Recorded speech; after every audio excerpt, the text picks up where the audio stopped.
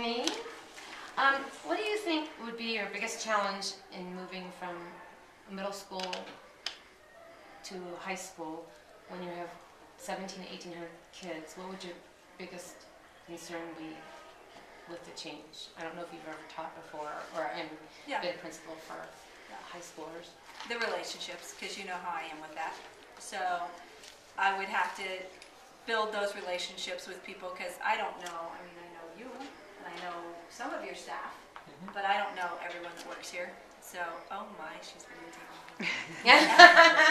So I think that would be the number one thing is getting to know who the staff is and the students, and then the parents as well, because it all has to work together. And so that's my biggest challenge, I think, is getting to know everybody, because I take pride in the fact that I have relationships with my students and I know who they are, and I would want that to continue here. Are you concerned about the change? You know how the kids change, how the environment changes from elementary, middle school to high school, and I only know that just because I have a sophomore, and it's different. Yeah. And I don't know how it is from someone in your position. I know you know a lot of the people, but and I was at high school before, so the relationships, it's still the same. The kids still want you to know who they are. They still want to know they can talk to you. They still want to know they can trust you. So, are they different? Yeah. Are they more mature in some aspects? Are they more immature in others? Yes. You know, and you still, there's a fine, I think there's a fine line between, you know, how often do you communicate with the parents and how often do you just communicate with the student. And I think it's important at high school to talk to the parents as well. They're still under their parents' guidance, and you have to make sure that you're informing them of what's going on. So that's why I think having relationships with the parents is so big. Yeah, thank you. Hi, Kim. Hi, Mrs. Lake. How are you? Good. Hi, ladies. Hi. Did you all come with questions? I do not have any specific questions. Yes, they asked. Okay, good. Hi. Hi, my name's Mike Strasser. I have a kid here and a kid at your school. Yes, you do. Elsa. Yes, you do. My wife's worked, I think, with your PT. Yeah. Jamie. Yeah, Jamie. So I graduated from the school a long time ago, sort of around when that guy did. It's about Below me. with your brother. With my brother. Small town. So you're older. Yes. So I just asked the last guy this question, and Joe Peters, I graduated with him. He was probably one of my best friends. But Oh, wow. so there seems to be a funding gap between what the school needs to operate and what it's bringing in. What are your thoughts, and how would you address that? Do you have any innovative ideas on how we might go beyond just what we get from what the real estate tax revenue? You mean beyond like a bond and an override? Well, I guess a bond and override, yes, and beyond. Okay. Because I personally think, well, I'll let you speak. Okay. There is a huge gap, and the gap is getting bigger and bigger. Right. And we don't have a lot of support from the state in our funding aspects. So are we trying to apply for grants and all of that kind of stuff as a district? Absolutely we are. The grants are pretty much competitive, so is everybody in the state applying for the same grants that we are? Yep. So we do have to make sure that we are being innovative in the programs that we're offering to even get those grants right now. So what do you do? Well, how do you be innovative? Well, how do you differentiate yourself between XYZ and Maricopa County? Well, it depends on what kind of grant you're going for. So if you want to do intervention programs at your school, then you would have to come up with an innovative or a unique way to provide an intervention program that works for your school and apply for a grant that way. If you're wanting to do for students that are struggling, that maybe you're a sophomore but you only have freshman credits, those kinds of things. But if you want to, hello. Hi. How are you? I'm good. How are you? Good to see you guys. Hi. How are you? So if you're wanting to do for example, certification programs. So you have JTED right now, you've got your CTE programs right now, so those are your career and technical programs. So if you want to get funding above and beyond what your Carl Perkins money, which is what currently is funding your CTE, which has been dramatically reduced in the time that I've been in administration, you have to come up with different ways. So partnering with Yavapai College and making sure that you have certification programs to meet the needs of this community, because what this community needs is not the same as what, you know, the community down in Phoenix may need. So you have to find programs that are going to fit with your community. You've got to get community support, and that's how you're going to get the grants. But they're extremely competitive. So that's how you get innovative programs in your school.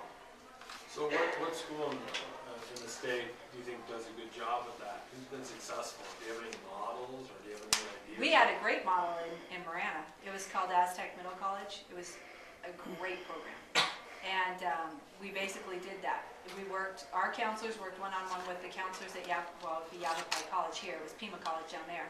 And so if there was a certification program that we didn't have at the high school, but the college did have, we would find a way to fund that. And that was all 100% grant funding in Marana. So, and they still have that program. And I was on the steering committee for that 13 years ago. And it is still thriving down there. It's a huge program. So, and I'm sure EVIT, East Valley Institute of Technology, is one of the largest, and the Taj Mahal, we call it, of JTED programs. So that's a great one to look at and steal some ideas from. All right, I'll call on Joe first. Okay, this is interesting. When this meeting started, I was back there and everybody was crowded up here. Isn't it weird how this is shifting? It's funny. It is funny. Okay, Now I feel like it's since you're familiar with our area and you're already familiar with budget cuts and things, how to be imaginative and how to do things without anything, and I know that. But when you get the job as principal at Prescott High School, what would your immediate plan be to help facilitate really getting the technology, which is the same problem we have at Granite, up to date, into a place where, exactly what Mr. Strasser just said, like, how do we bridge that gap? Because we are so far behind. And I don't know if the answer is, you know, do we have to give all our kids a laptop and make sure they have that, and then we somehow get the textbooks online? I don't know what that is, but I'm sure you've looked into it. Well, and that's one thing that we're looking at with the math adoption for middle school right now, is instead of spending that money on textbooks, how can we spend it to use technology? Because right now textbooks are $65 a piece, and that's not counting the teacher edition and all the resources that come with it.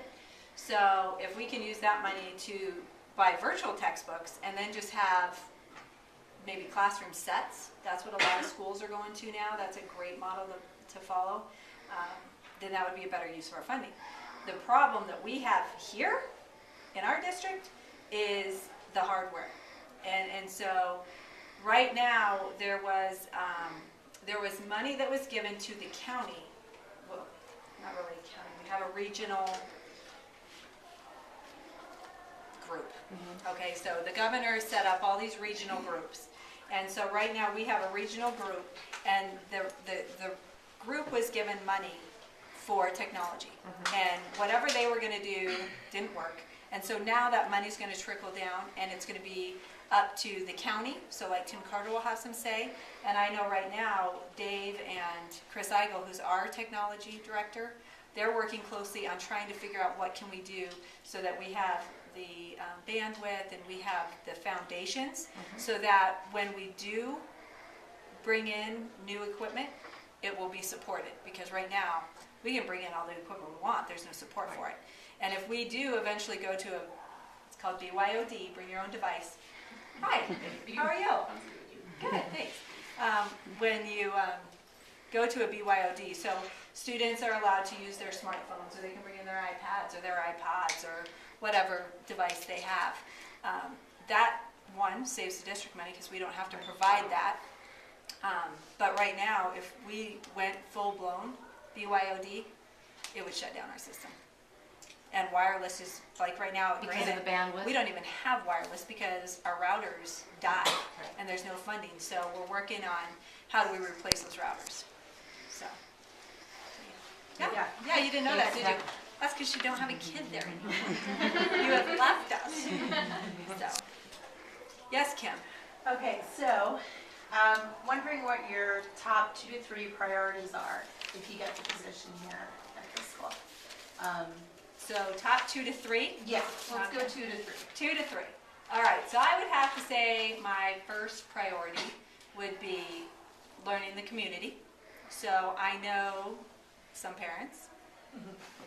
I know some students. But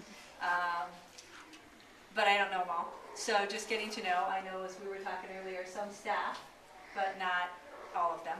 So getting to know the staff here at PHS, getting to know the students and getting to know the parents and building those relationships would be the first thing.